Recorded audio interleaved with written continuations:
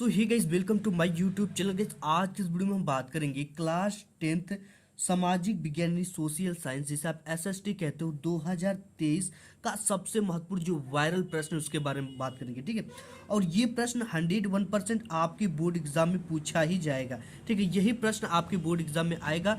अगर आप मेरे साथ सामाजिक विज्ञान की डेली तैयारी करते हो तो आपका बोर्ड एग्जाम में बिल्कुल व बिल्कुल 70 नंबर पक्का हो जाने वाला है। ठीक है, तो आपको इस वीडियो में देखने को मिलेगा बहुविकल्पीय प्रश्न, अति लघु उत्तरीय प्रश्न और दीर्घ उत्तरीय टाइप के प्रश्न मिलेंगे। ठीक है, बिल्कुल वायरल प्रश्न है और 101% ये आपके बोर्ड एग्जाम में आएंगे। ठीक है, तो इसमें से जो सबसे पहला क्वेश्चन है, हम बहुविकल्पी देखेंगे कि निम्न में से किसने इटली के एकीकरण को संभव बनाया। ठीक है, यहाँ पे दे रखा है कि मेत्सनी ने, गैरीबाल्डी ने, काबूर ने, ये सभी ने। ठीक है, तो आप जानते हो कि जो इटली का एकीकरण जब हुआ था तो इसमें मेस्सिनी ने भी हिस्सा लिया था, गैरीबाल्डी और काबूर, यानी ये सभी ने इटली के एकीकरण को संभव बनाए। ठीक है, नेक्स्ट जो क्वेश्चन है वो काफी इंपॉर्टेंट क्वेश्चन है कि हिंदू स्वराज, ठीक है, एक पुस्तक का नाम है, हिंदू स्वराज पुस्तक के लेखक कौन है।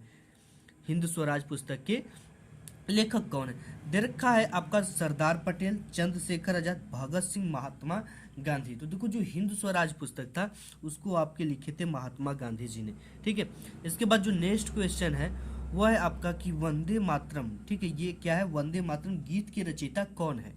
तो दे रखा है कि रविन्द्रनाथ टैगोर, बाल गंगाधर तिलक, बंकिम चंद्र चटर्जी, रामधारी सिंह दिनकर। ठीक, तो जो वंदे मातरम गीत है ना, इसके जो रचयिता है वो है आपका बंकिम चंद्र चटर्जी, यानी ऑप्शन नंबर तीसरा करेक्ट है।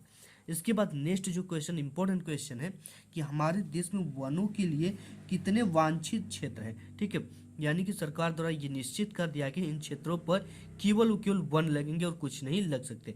यानी एक तरह से आप कह सको कि भारत में कितने प्रतिशत वन विभाग की जमीन है। ठीक है, देखो, जो वन विभाग की जमीन है वो आपका यहाँ पे 33% है। ठीक है, 33% जो भारत की 100% उसमें भूमि है, 33% वनों के लिए वांछित कर दिया गया है। नेक्स्ट क्वेश्चन दे, नेक्स्ट आपका ये क्वेश्चन दे रखा है कि जलोढ़ मिट्टी किस फसल की खेती के लिए सर्वाधिक उपयुक्त होती है। ठीक है, जो जलोढ़ मिट्टी होती है वो किस तरह फसल की खेती के लिए जो सबसे ज़्यादा उपयुक्त होती है। ठीक है, तो जलोढ़ मिट्टी जो आपकी होती है वो चाय, रबड़, कपास, गेहूँ, ये ऑप्शन दे रखा है। ठीक है, तो जलोढ़ जो मिट्टी होती है आपका, इसमें से वो सबसे ज़्यादा जो इम्पोर्टेंट चीज़ें होती हैं वो आपका गेहूं के लिए काफ़ी इंपॉर्टेंट होती है। ठीक है, जलोढ़ मिट्टी काफ़ी ये उपजाऊ मिट्टी होती है, खादी युक्त मिट्टी होती है, ये गेहूं के लिए सर्वाधिक क्या है, उपयुक्त मिट्टी है।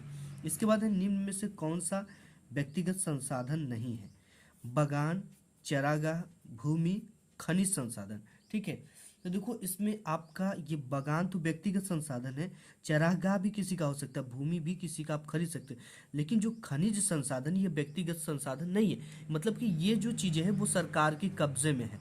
ठीक है, तो आपका खनिज संसाधन क्या हो जाएगा, करेक्ट ऑप्शन हो जाएगा। इसके बाद नेक्स्ट क्वेश्चन है, यहाँ से प्रश्न आ जाते हैं कि भारत में कृषि उत्पादकता में वृद्धि के 3 सुझाव दीजिए। ठीक है, काफी इंपॉर्टेंट क्वेश्चन है। देखो, कृषि की वृद्धि मतलब कि जो कृषि में आजकल बढ़ोतरी देखने को मिल रही है उसके वृद्धि के क्या सुझाव हो सकते हैं, उसके वैज्ञानिक क्या देन हो सकते हैं। देखो, कृषि उत्पादकता बढ़ाने के लिए निम्न उपाय किए गए हैं। पहला है जो सिंचाई की सुविधाओं में वृद्धि एवं विस्तार किया गया है। ठीक है, पहले क्या होती थी कि सिंचाई की सुविधा कम होती थी और लोग खेती में पानी की जो पूर्ति है वो नहीं कर पाते थे। ठीक है, आज के तो ऐसे पंपिंग सेट हो गए हैं कि 1 बीघे खेत को भी 2 से 3 घंटों में भरा जा सकता है।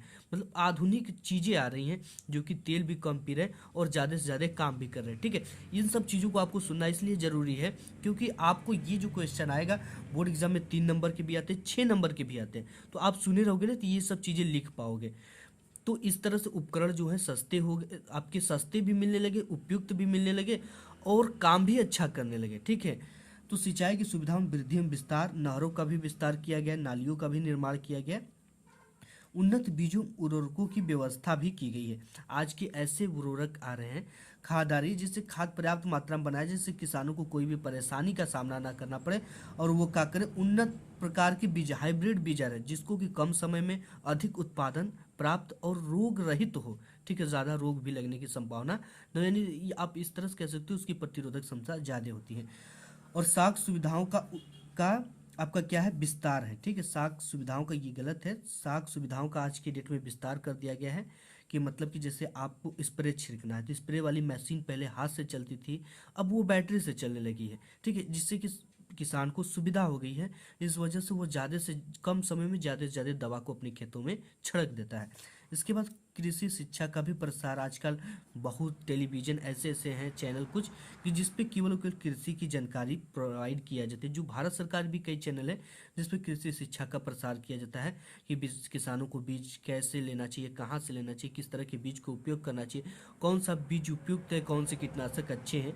तो मतलब कि ये सब चीज़ों की व्यवस्था बताई जा रही है और सरकार की तरफ से किसानों को देने वाली योजनाओं के बारे में बताया जाता है, मतलब किसान को कौन सी योजना दी जा रही है। ठीक है, तो नेक्स्ट क्वेश्चन देख लेते हैं। और काफ़ी इंपॉर्टेंट क्वेश्चन, ये आपका क्वेश्चन जो है ये वेरी वेरी इंपॉर्टेंट है, ठीक है, क्योंकि ये question very very most important है। ये क्वेश्चन आपके बोर्ड एग्जाम में जरूर पूछता है और काफ़ी बार रिपीटेड क्वेश्चन है। देखा कि जलोढ़ मिट्टी की प्रमुख विशेषताएं क्या है। सबसे पहले जलोढ़ मिट्टी क्या है जानेंगे।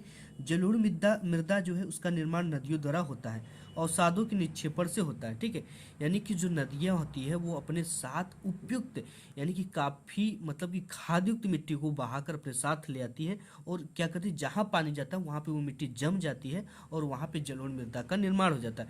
इसलिए कह रहा है कि जलोढ़ मृदा का निर्माण नदियों के द्वारा अवसादों के निक्षेपण से होता है, यानी उसके अवशेषों से होता है। अब इसकी विशेषता की बात कर लिया जाए तो यह मृदा पीले तथा भूरे रंग की होती है। किस रंग की होती है? यह मृदा पीले तथा भूरे रंग की होती है। इस मृदा में जो जल होता है वो देरी तक ठहरता है, ठीक है। और जलोढ़ मृदाओं पर गहन खेती की जाती है, जैसा कि उत्तर प्रदेश के अधिकतर भागों में यही मिट्टी पाई जाती है जहाँ पे काफ़ी ज़्यादा खेती की जाती है, ठीक है। इस मृदा में पोटास की अधिक मात्रा पाई जाती है, पोटास की अत्यधिक मात्रा पाई जाती है। ये होगी इनकी कुछ विशेषताएं, ठीक है। ये चीज़ें आएंगी आपके बोर्ड एग्जाम में, आपको लिख लेना है। इसके बाद नेक्स्ट क्वेश्चन है कि लोकतांत्रिक शासन प्रणाली से होने वाले 4 लाभ को लिखिए। यानी कि लोकतांत्रिक जो शासन प्रणाली इस समय है हमारे देश में वो लोकतांत्रिक शासन प्रणाली है, तो इनके 4 लाभों को बोल रहा है कि लिखिए। तो इस समय क्या है कि जवाबदेही और उत्तरदायी सरकार है, यानी कि आप ये समझो कि आप जनता के द्वारा चुनी गई है तो वो जनता पे ही निर्भर है, यानी आप चाहो तो आप सरकार से सवाल कर सकते हो और सवाल का सरकार को जवाब भी देना पड़ेगा, ठीक है। तो इसलिए कहा जा रहा है कि जवाबदेही और उत्तरदायी सरकार और आपके प्रति सोचने वाली सरकार है इस समय।